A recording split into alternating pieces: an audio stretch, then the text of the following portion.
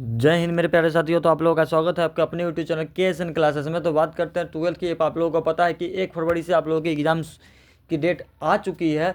जिन बच्चों ने एक बेहतर तैयारी नहीं की है तो ज़रूर जाके एक बेहतर तैयारी करेंगे। हम बता दें कि इस चैनल पे आपकी काव्य खंड की लास्ट क्लास है। और मैं बता दूं थोड़ी सी समय की पाबंदी के कारण, क्योंकि घर में थोड़ा फंक्शन, इस वजह से आपकी वीडियो नहीं डल रही है और नहीं आ रही। कोशिश रहेगी कि मैं हर बार आता हूँ यही चीज़ बोलता हूँ कि आज से मैं करना स्टार्ट करूँगा, लेकिन नहीं कर पाता हूँ। लेकिन आज से 100% बताऊँ, मेरी कोशिश 100% रहेगी कि मैं आपकी सारी वीडियो आपको प्रॉपर ढंग से पहुँचाते रहूँ। तो आज काव्य खंड की आपकी सारी 13 चैप्टर की क्लास आपके इसी यूट्यूब चैनल पर डली हुई एक प्ले लिस्ट बनी है, वहाँ से जाकर आप इस चीज़ों को देख सकते हैं। हिस्ट्री की 400 प्लस ऑब्जेक्टिव की क्लास मैंने करा चुका है, वो जाके आप देख सकते हैं। अब बात करें कि हम 2018 के प्रीवियस ईयर क्वेश्चन चला रहे थे 18 से लेकर 24 तक की, जिसमें से 18-19 कंप्लीट है। 20 की बारी है, 20 का लगभग सारा चीज़ कंटेंट पूरा तैयार है, बस टाइप करने की बाकी है। टाइप करने के बाद आपको ये भी वीडियो आपको देखने को मिल जाएगी, ठीक है। और ज़्यादा कोशिश रहेगी कि आज ही इस वीडियो को आपको प्रोवाइड कराई जाए, तो क्योंकि आज से एक रेगुलर क्लास चलाई जाए, जिससे वजह से आपको पढ़ाई करने में आसानी हो। और जिस चीज़ के ऑब्जेक्टिव चाहिए एक बार ज़रूर कमेंट कीजिएगा, ज़रूर आपके पास ऑब्जेक्टिव पहुंचाई जाएगी। तो शुरू करते हैं आज बिना किसी देरी के। लास्ट क्लास है मेरा काव्य खंड की। इसके बाद चलेंगे ज्योग्राफी की एक नई क्लास को लेके आएंगे, जो ऑब्जेक्टिव जहाँ पर ऑब्जेक्टिव क्वेश्चन पूछे जाते हैं। तो चलिए शुरू करते हैं आज की क्लास, ठीक है। बात करें कि 13वां चैप्टर का मेरा नाम है, 13वां चैप्टर मेरा नाम है, और नाम है आपका क्या, 13वां चैप्टर का नाम है, जो नाम है आपका गांव का घर। क्या नाम है? गांव का घर। एक मिनट,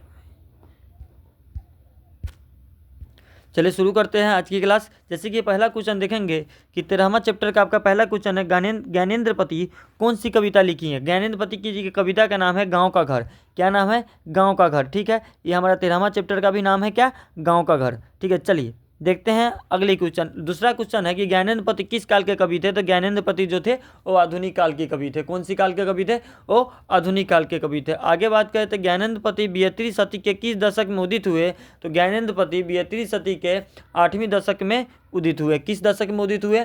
8वीं सदी के 8वीं दशक में उदित हुए। ज्ञानेंद्र पति ज्ञानेंद्र मात के पिता का, ज्ञानेंद्र पति के पिता का क्या नाम था। तो ज्ञानेंद्र पति के पिता का नाम था देवेंद्र प्रसाद चौबे। क्या नाम था? देवेंद्र प्रसाद चौबे। मैं आप लोगों को बार बार यही कह रहा हूं कि एक बार जरूर मैंने इस क्वेश्चन को एक बेहतर ढंग से प्रीवियस ईयर से लेके, किताबों से लेके, सब चीज़ों से मिलाकर बनाया है। तो एक बार जरूर इस क्लास को देखेंगे, ज़्यादा से ज़्यादा शेयर करने का भी प्रयास करेंगे। अगला बात करते हैं, ज्ञानेंद्र पति BA तथा अंग्रेजी में MA किस विश्वविद्यालय से किए। तो ज्ञानेंद्र पति BA तथा MA अंग्रेजी में आपके पटना विश्वविद्यालय पटना से किए। किस विश्वविद्यालय से किए? पटना विश्वविद्यालय से आपके किए। आगे बात करते हैं ज्ञानेंद्र पति। देखिए कभी कभी क्या होगा ना कि आपकी टाइपिंग मिस्टेक होगी, तो उस चीज़ों को आप मैनेज कर लीजिएगा कि बहुत सारे टाइपिंग क्वेश्चन खुद से टाइप करना रहता है, तो कभी कभी होती है कि मिस्टेक हो जाती है। और शायद मेरे इस PDF में लगभग 10% मिस्टेक है ही, जहाँ तक मैं मिला के मैं खुद बोल रहा हूँ, तो उसको आप लोग मैनेज कर लीजिए। आगे बात करते हैं, जैसे नंद्रपति है, यहाँ पर ज्ञानेंद्र पति होना चाहिए। ज्ञानेंद्र पति ने हिंदी में MA किस विश्वविद्यालय से किए। तो ज्ञानेंद्र पति हिंदी में है या तो बिहार विश्वविद्यालय मुजफ्फरपुर से किए थे, याद रखिएगा, ठीक है। चलिए अगली बात कि ज्ञानेंद्र पति उनकी किस रचना के लिए 2006 में साहित्य अकादमी पुरस्कार प्रदान किया गया। तो ज्ञानेंद्र पति के स्वयं आत्मा के लिए उन्हें साहित्य अकादमी पुरस्कार आपको उनको दिया गया। आगे बात करते हैं, ज्ञानेंद्र पति में किसकी धुन सुनाई पड़ती थी। ज्ञानेंद्र पति में लोकगीत की धुन सुनाई पड़ती थी। किसकी धुन सुनाई पड़ती थी? लोकगीत की धुन सुनाई पड़ती थी। अगला बात करें, ज्ञानेंद्र पति की रचना एक चक्र निगिरी क्या है। तो ज्ञानेंद्र पति की रचना एक चक्र निगिरी काव्य नाटक है। क्या है? काव्य नाटक है। अगला बात करते हैं, कौन सी रचना ज्ञानेंद्र पति की नहीं है। तो थोड़ी सी जगह, कौन सी रचना? थोड़ी सी जगह जो है वो ज्ञानेंद्र पति की रचना नहीं है। अगला बात करते हैं, कौन सी रचना ज्ञानेंद्र पति की है। तो गंगा तट। गंगा तट किनकी रचना है? ज्ञानेंद्र पति की है, ठीक है, याद रखिएगा। अगली बात करते हैं, आँख हाथ बनते ही कविता किस कवि की रचना है। तो आँख हाथ बनते ही कविता ज्ञानेंद्र पति की रचना है। किसकी रचना है? ज्ञानेंद्र पति की रचना है। ज्ञानेंद्र पति के अनुसार पंचायती राज में क्या खेल गया। खेत गया है? तो पंच परमेश्वर। कौन सा? पंच परमेश्वर। ठीक है, अगला क्वेश्चन, संयात्मक संयात्मक किसकी कृति है? तो यह है ज्ञानेन्द्रपति की कृति है। अगला बात करते हैं, दूध डूबे अंगूठे के छापे किनके हैं? तो दूध डूबे अंगूठे के छापे बूढ़े ग्वाल दादा के हैं। किनके हैं? बूढ़े ग्वाल दादा के। इस चैप्टर की ये क्वेश्चन है। अगला बात करते हैं, ज्ञानेन्द्रपति का काव्य नाटक। ज्ञानेन्द्रपति का काव्य नाटक, तो यहाँ पर देखिए, ज्ञानेन्द्रपति का काव्य नाटक है एक चक्र नगरी। क्या नाटक है? एक चक्रा नगरी ज्ञानेन्द्रपति जी की काव्य। भैया क्या आ जाया है भाई। ज्ञानेन्द्रपति सरकारी सेवा में क्या थे? ज्ञानेन्द्रपति सरकारी सेवा में कार अधीक्षक थे। क्या अधीक्षक थे? कारा अधीक्षक थे सरकारी सेवा में। अगला बात करते हैं, ज्ञानेन्द्रपति का जन्म कब हुआ था? तो ज्ञानेन्द्रपति का जन्म 1 जनवरी 1950 को ज्ञानेन्द्रपति जी का जन्म हुआ था। ठीक है, अगला बात करते हैं, ज्ञानेन्द्रपति को साहित्य अकादमी पुरस्कार किस कृति के लिए पर मिला था? तो ज्ञानेन्द्रपति को साहित्य अकादमी पुरस्कार स्वयं आत्मा की कृति पर मिला था। ये क्वेश्चन दोबारा रिपीट है, ध्यान में रखिएगा। अगला क्वेश्चन कि गांव के घर कविता के कवि है? तो गांव के घर के कविता के कवि है ज्ञानेन्द्रपति। ठीक है, आपको हमेशा ध्यान में रखना होगा। अगला बात करते हैं, गांव का घर किस कविता का संग्रह से लिया गया है? तो गांव का घर कविता संयात्मा कविता से लिया गया है। ठीक है, अगला बात करते हैं, ज्ञानेन्द्रपति की किस कृति पर साहित्य अकादमी पुरस्कार प्राप्त हुआ है? तो ज्ञानेन्द्रपति के संयात्मा पर साहित्य अकादमी पुरस्कार प्राप्त हुआ है। ये क्वेश्चन कितने बार? 3 बार रिपीट हो चुका है। अगला, ज्ञानेन्द्रपति का जन्म कहाँ हुआ था? तो ज्ञानेन्द्रपति का जन्म हुआ था झारखंड में। ठीक है, अब आइए इसके भावार्थों को देखते हैं, इसकी कहानियों को थोड़ा समझने का प्रयास करते हैं कि इसकी कहानियाँ क्या कहती है, और एग्जाम में कहानियाँ पूछे जाती हैं। अभी आपने अपने जो ये लास्ट एग्जाम हुआ था आपके स्कूलों में, अगर वो कॉलेजों में जो दिए होंगे 12th वालों ने, उसमें देखे होंगे कि भावार्थ आपको 2 से 2 भावार्थ पूछे जाते हैं, पूछे गए हैं। ठीक है, ऑब्जेक्टिव भी वहाँ पर देखे होंगे। और मैं बता दूं कि आप लोगों के लिए बिहार बोर्ड एक मॉडल सेट तैयार करता है सारे सब्जेक्टों का। ठीक है, उस मॉडल सेट जो सारे सब्जेक्टों का तैयार करते हो, एक बार ज़रूर उसको अपने आप से बनाने का प्रयास कीजिएगा, क्योंकि आपके सारे क्वेश्चन उसी मॉडल सेट पे, आपके सारे क्वेश्चन उसी चीज़ों पे आधारित और उसी टाइप के क्वेश्चनों पे आधारित पूछे जाएंगे आपके बोर्ड के एग्जाम में। शायद आपको बेहतर से बेहतर यानी कि हेल्प करने में 95-98% आपको ज़रूर हेल्प करे वो मॉडल सेट। तो एक बार ज़रूर उस मॉडल सेट को आप जाके बिहार बोर्ड के साइट पर जाकर वहाँ से मॉडल सेट ज़रूर डाउनलोड करके जो भी आपका सब्जेक्ट है उस सब्जेक्ट का एक बार बनाने का उस प्रयास कीजिएगा, क्योंकि सारे क्वेश्चन 100 to 100%, अगर मेरे से हिस्ट्री का ऑब्जेक्टिव पढ़े होंगे, जो बच्चे मेरा वीडियो हिस्ट्री का ऑब्जेक्टिव देखा होगा, तो जाके आप उस मॉडल सेट को उठा लीजिएगा, मेरा हिस्ट्री का ऑब्जेक्टिव आकर देख लीजिएगा। सारे के सारे क्वेश्चन वहीं से, कुछ 1 2 4 क्वेश्चन जो होंगे जो नहीं आए होंगे, लेकिन 100 के 100 क्वेश्चन जो ऑब्जेक्टिव उसमें दिया गया है, जिसमें से आप लोगों को 50 को बनानी रहती है, उसमें से सारी के सारे 100 के 100 ऑब्जेक्टिव क्वेश्चन आपको देखने को मिल जाएगा। चलिए इसकी भावार्थों की बात करते हैं, इसके भावार्थों को समझने का प्रयास करते हैं।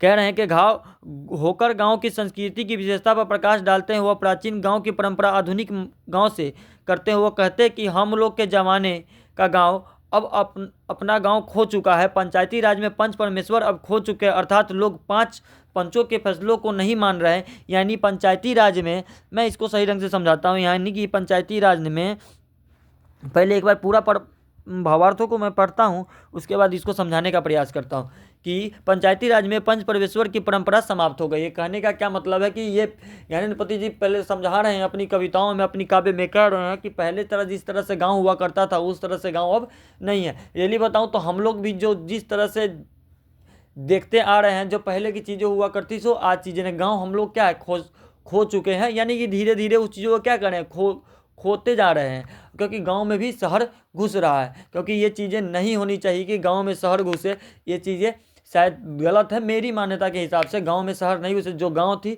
उसी तरह से रहनी चाहिए। गांव में खुशियाँ मिलती है, ये याद रखिएगा। शहर में बेचैनी मिलती है, ये भी याद रखिएगा। ठीक है, गांव में मिलती है खुशियाँ, शहर में मिलती है बेचैनी। ठीक है, हमेशा इस बातों को ध्यान में रखिएगा। ठीक है, वो कह रहे हैं कि यहाँ के जो पंचायती राज है, जो पंच है, लोगों उनकी बातों को नहीं मान रहे हैं। पंचायती राज को हम लोग खोते हुए जा रहे हैं, यानी कि अपने गाँवों को खोते हुए चले जा रहे हैं। गाँव में अब बिजली बत्ती आ गई है, लेकिन अब बहुत कम समय तक रहती है।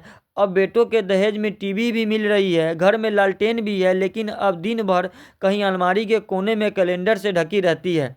रात अब यहाँ तक समझिए। कह रहे हैं कि लेकिन वो बहुत कम समय तक रहती है। गांव में बिजली भी आ गई है लेकिन थोड़े कम समय, अभी तो इधर से ज़्यादा समय तक रहने लगी है, लेकिन कुछ दिन पहले की बात करें, कुछ साल पहले की बात करें तो बहुत कम रहती थी। ठीक है, अब बेटों के दहेज में टीवियाँ मिलने लगी है भैया, यहाँ पर मोटरसाइकिल मिलने लगे हैं, बाइकें मिलने लगी है दहेजों में। ठीक है, और घर में लालटेन भी है लेकिन किसी कोने में कैलेंडर के अंदर ढका हुआ है। पहले के लालटेन का ज़माना था, एकदम बेहतर सी लगती थी भाई, अपनापन लगती थी। अब ये लाइट टूट आने के बाद, मोबाइल वोबाइल आने के बाद क्या ही अपनापन। हाँ ये ज़रूर है कि अगर ये चीज़ें टेक्नोलॉजी नहीं आती तो हम आपसे नहीं जुड़ पाते, आप हमसे ना जुड़ पाते। ये चीज़ें का फ़ायदा हुआ है। और शिक्षा को अगर बेहतर करना चाहें तो यहाँ पर बच्चे फ्री ऑफ कॉस्ट एकदम बोर्ड की तैयारी कर सकते हैं। बहुत सारे चैनल है, बहुत सारे अच्छे अच्छे टीचर पढ़ाते हैं। ये चीज़ों में हम लोगों का फ़ायदा हुआ है। ठीक है, घर में लेकिन वह दिन भर अलमारी के कोनों में ढकी रहती है। रात अब उजाले से भी अंधेरा रहती है। रात क्या, उजालों से अब अंधेरा। लालटेन की लाइट और ये बिजली की लाइट में बहुत ज़मीन है। लालटेन की लाइट जो थी एक अपनापन का फील देता था, बिजली के लाइट अपनापन का फील नहीं देता है। ठीक है, आगे बात करते हैं। जबकि घर से बहुत दूर तक चकाचौंध रोशनी में कहीं ऑर्केस्ट्रा बजता है तो उसका ना आवाज़ आती है और ना ही उसकी रोशनी पहुंचता है। पहली बात है कि पहले के समय में देखा जा रहा है तो पहले के समय में जो नाच गान होता था उस समय में एक सभ्यता, एक संस्कृति के हिसाब से होती थी। अभी के समय में जो भी नाच गान होता है इनके कहने का मुताबिक है कि कानों में आवाज़ तक नहीं पहुँचती है। तो अभी के समय में ये सब शायद हमको सही नहीं लगता, लेकिन पहले की चीज़ें जो थी एक सभ्यता, एक संस्कृति में की जाती थी, अभी के समय में नहीं की जाती है भाई। अब देखिए ये चीज़ों को समझ गया। पहला भावार्थ में क्या था कि देखिए इसको लिखने के तरीका है कि पहला भावार्थ में यही कह रहे थे कि हम अब गांव खोता हुआ चला जा रहा है, गांव अब बचा ही नहीं, धीरे धीरे गांव को हम खो रहे हैं। लोग यहाँ पंचों की बात ना मान रहे हैं। यहाँ पर बिजली होते भी है, बिजली बहुत कम रहती है। बच्चों बेटे के दहेज में फ्रिज, टीवियाँ मिल रही है, बिजली की लाइट होते हुए भी घर में अंधेरा छाया रहता है। ये सारी चीज़ें आपको इस भावार्थों में लिखनी होगी जो पहले की चीज़ों को अभी की चीज़ें में बता रही है। ठीक है, अगला देखिए, अगला कर अब गाँव में पुराने लोकगीत, होरी, चैती, बिरहा और अलग भी कहीं नहीं गाया जाता। गाँव लोकगीतों की जन्मभूमि होती है लेकिन यहाँ से लोकगीत खत्म हो गया है। लोकगीतों की जगह पर अनगाया, अनसुना शोक गीत अंधेरों में कहीं बजता है। कहने का मतलब है कि पहले के लोगों को भी क्या था कि गांव के लोगों में गीतें गाई जाती थी, बिरहा गाया जाता था, होली गाई जाती थी, होली के समय में होली गाई जाती थी। ये सारी चीज़ें बहुत अच्छी। चैती यानी कि चैती गाई जाती थी। गेहूँ या धान कोई भी चीज़ उसकी खेती करने उससे पहले उनका गीत गाया जाता था, जो झूम खेती के नाम से हम लोग जानते हैं। लोगों 12th में आप लोगों ने पढ़ा होगा जियोग्राफी में, ये सारी चीज़ें होती थी। अब ये सारी चीज़ें ख़त्म हो चुकी है। अब तो घर में शादी का माहौल है तो डीजे बजा के कर लेते हैं। लेकिन पहले की औरतें जो भी है वो सारी चीज़ें होती है, लेकिन धीरे धीरे ये सारी चीज़ों के क्या हो रहा है, ख़त्म होते चला जा रहा है। एक शोक गीत की तरह ये आपको लोक गीत नहीं है। एक तरफ से इसको मानो शोक गीत, भले हम लोग इन्जॉयमेंट के लिए ये सब चीज़ें कर लेते हैं लेकिन उतना अपनापन वाला फील नहीं देता ये। आगे आइए, आगे कह रहा है कि 10 कोस दूर से शहर में सर्कस का प्रकाश लोगों को सर्कस दिखने के लिए आता था, जिस प्रकाश की परंपरा समाप्त हो गई है। ऐसा हो गया है कि जैसे हाथी अपनी दांतों में गवाकर कहीं गिर गया हो। उन्हें उनके दांतों को रेतने से कितनी जो सफ़ेद धूल यानी दांत के अवशेष, सफ़ेद धूल यानी कि दांत के अवशेष पूरे जंगल को नष्ट हो रहा है। जंगल को नष्ट करने वाले लोग शहरों की ओर बुला रहे हैं। शहर सिर्फ शोषण करने के लिए बुलाता है। ये बात एकदम सही कह रहे हैं कि जो पहले के समय में देखते थे क्या होता था कि लोग जो सर्कस दिखाने गांव में भी आते थे या नहीं आते थे। पहले के समय में लोग गांव में भी सर्कस दिखाने आते थे। तो अब वो चीज़ें आ रहा है, नहीं आ रहा है, क्योंकि सबको पता है कि अब लोग उस चीज़ों से उतना अट्रैक्टिव नहीं है। वो सर्कस वाले क्या करते हैं, एक कैमरा लगा दिए, वीडियो लगा दिए, यूट्यूब पर अपलोड करिए, चलो दुनिया देख ली, घर बैठे बैठे काम हो रही है। तो ये चीज़ें हो गई है, लेकिन उस चीज़ों में वो घर बैठे बैठे में अपनापन नहीं दिखाई देता, यहाँ पर अपनापन दिखाई देता है। ठीक है, ये चीज़ें होनी चाहिए। ये चीज़ें हम लोग, शहर क्या करता है, जंगलों को काट के ये सरकार के शहर बनाया जा रहा है, जंगलों को नष्ट करके शहर बनाया जा रहा है, शहर अपने पास बुला रहा है। शहर क्या करता है इतना बता दो। शहर सिर्फ और सिर्फ यही करता है, शहर सिर्फ गांव का शोषण करता है। ये सच बात है कि हम लोगों के पास अगर उतनी सारी सुविधाएं बिहार वालों के पास होती तो आज हम लोगों की शहर जाने की ज़रूरत ना पड़ती और हम लोगों के पास ये सारी चीज़ें करने की ज़रूरत ना पड़ती। बीपीएससी के लिए कोई अच्छे टीचर हॉस्पिटल में एडमिट हो जाते हैं। अभी की बात है, आप लोगों ने सबने देखा, नॉर्मलाइजेशन बीपीएससी में लगा दिया जाता है। ये सब चीज़ें अब तो हटाना पड़ेगा भैया, शिक्षा से बड़ी कोई हथियार थोड़ी है। चाहे कोई भी बोर्ड हो या कुछ भी हो, बिहार में कोई भी पेपर लीक होता है, अधिकारी लेवल के पेपर लीक हो जाता है। अब अधिकारी लेवल का पेपर लीक हो रहा है, समझ रहे हैं, इस बिहार से क्या उम्मीद? इस व्यवस्था से हम बिहार से नहीं, बिहार से तो बहुत सारी उम्मीदें हैं, बिहार से तो शायद खुशनसीब है जो इस धरती पे पैदा लिया, बिहार की जन्मभूमि पे पैदा लिए। लेकिन जिस अधिकारी लेवल का पेपर लीक होने का मतलब समझ रहे हो, ये सब चीज़ें छोड़ो, पहले हम अपने टॉपिक पे बात करते हैं। लास्ट का पॉइंट बचा हुआ है, लेकिन गांव हम लोगों का शहर जो है ना शोषण कर रहा है। ये सारी चीज़ों को एक मेंटेलिटी है, जो चीज़ों को हम लोगों को बदलने की ज़रूरत है। चलिए आगे देखते हैं। अदालतों और अस्पतालों का वातावरण भी बिल्कुल बदल चुका है, जिनके बारे में सोचकर गांव के घरों की परंपरा झुरझुरा रही है। आज के डेट अस्पतालों और अदालतों में क्या है कि जो सारी व्यवस्था पहले थी ना, उस सारी की व्यवस्था को अपोजिट एकदम से चेंज कर दिया गया है। एकदम सारी चीज़ें चेंज कर दी गई है। बहुत सारी चीज़ों की परेशानियां होती है, बहुत सारी चीज़ों की कठिनाइयां होती हैं, जो हम सबको बेहतर से बेहतर ध्यान रखना चाहिए और इस चीज़ों को सही करने की कोशिश करनी चाहिए। इस कविता में कवि ने अपनी गाँव की परंपरा के बारे में बताया है, कैसे शहर हमारी परंपरा को नष्ट कर रहा है। देखिए, इस कविता ने कवि ने अपने गाँव के बारे में बताया है, लेकिन जो चीज़ें वो अपने गांव के बारे में बताए हैं ना, वो चीज़ें हम लोग के भी गांव से रिलेट करती है। ऐसा नहीं है कि नहीं करती, वो सारी चीज़ों को रिलेट करती है और सारी चीज़ों को कहती है। तब जाकर ये चीज़ों को निकाला जाता है, तब ये जाकर सोचते हैं हम लोग, कहीं पढ़ते हैं तो इस चीज़ों को सोचते हैं और सही में वही चीज़ें हुई रहती है। तो आज की जो आपकी काव्य खंड की सारी क्लासेस आपकी ख़त्म होती है और अब आपकी क्लास आएगी ज्योग्राफी की, जो ऑब्जेक्टिव 400 प्लस की क्लास लगभग होगी। और मैं बता दूं, ज्योग्राफी के अलावा आपकी ये ज्योग्राफी के सारे चीज़ों को टाइप करके रख चुका है। ज्योग्राफी में किसी चीज़ का कोई टेंशन नहीं हो, आपकी क्लास पर डे डलती रहेगी। और इसका बता दूं कि आपके प्रीवियस ईयर क्वेश्चन को जरूर वीडियो देखिएगा भैया। प्रीवियस ईयर क्वेश्चन आपके लिए इतना इंपॉर्टेंट है ना, और उस मॉडल सेट को जरूर एक बार बनाने का प्रयास कीजिएगा, क्योंकि जब तक उस मॉडल सेट को एक बार जरूर बनाने का प्रयास नहीं कीजिएगा, तब तक आपको पता नहीं चलेगा। मैं कह रहा हूँ 90 से 95% क्वेश्चन आपको वहीं से रिलेट करके दिए जाएंगे, जिस क्वेश्चन को मॉडल सेट में पूछा गया है वहीं से क्वेश्चन, चाहे उसमें से क्वेश्चन उठा ले कुछ क्वेश्चन को या कहीं से उठा ले, लेकिन वैसा ही सेम टू सेम वैसे ही क्वेश्चन को पूछा जाएगा। बस लैंग्वेज चेंज होगी और कुछ ना चेंज होने वाला भैया। जिसको उस PDF की ज़रूरत है तो ज़रूर इस कमेंट बॉक्स में कमेंट ज़रूर करिएगा, और उस PDF को लिए आप ज़रूर मैं आपको प्रोवाइड करूंगा। इस कमेंट बॉक्स में आप कमेंट करके एक बार ज़रूर कमेंट कर दीजिएगा। मैं खुद आपको मैसेज करके उस PDF को, उस मॉडल सेट को, कौन सी सब्जेक्ट की चाहिए, मैं आपको ज़रूर प्रोवाइड करूंगा। लेकिन क्लास को शेयर कीजिएगा, लाइक कीजिएगा, सब्सक्राइब कीजिएगा और बेहतर से बेहतर तैयारी कीजिएगा भैया। 1 फरवरी 2 महीने का एग्जाम का टाइम है, एकदम बवाल काट देना है इस वाले एग्जाम में। चलिए मिलते हैं नेक्स्ट क्लास में। जय हिंद। तो आज की क्लास यहीं ख़त्म करते हैं।